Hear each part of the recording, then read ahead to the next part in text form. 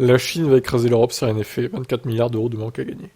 Selon un nouveau rapport, le manque à gagner de l'Europe va se chiffrer en milliards de dollars si rien n'est fait. Bah justement, c'est pour ça qu'ils veulent exclure les Chinoises des bonus écologiques l'année prochaine, hein.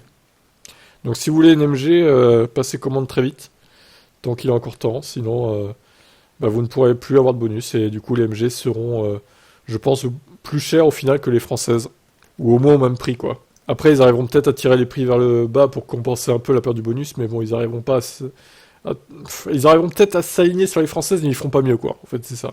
Alliance, c'est formel, comme nous le rapporte Automotive News Europe. Si l'Europe ne fait rien pour stopper le raz-de-marée chinois, le manque à gagner commercial en Europe se chiffrera à 24 milliards d'euros au total en 2030. Il est donc urgent que le marché soit régulé par le vieux continent, alors que la France prend déjà les devants, en modifiant les conditions de bonus écologique. L'État a également injecté 8 milliards d'euros dans les voitures électriques. À l'heure actuelle, la Chine domine le marché grâce à ses voitures électriques à prix moindre qu'en Europe et de bonne qualité. Alliance estime que plusieurs solutions sont en mesure de renverser la vapeur, comme la recherche dans les batteries, la production autorisée de voitures chinoises en Europe, ou encore la mise en place de droits de douane. En Chine, sans surprise, les voitures électriques locales se vendent extrêmement bien, contrairement aux modèles venus d'Europe. Bah oui, parce qu'ils sont plus chers du coup. Les États-Unis subiront moins la concurrence chinoise, puisque leurs véhicules ont plus de mal à atteindre un marché états-unien protectionniste.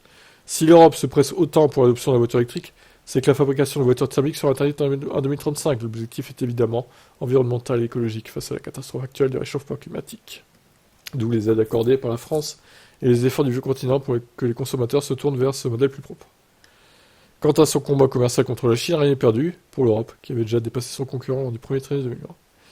Ouais, enfin là, la donne a changé quand même, hein.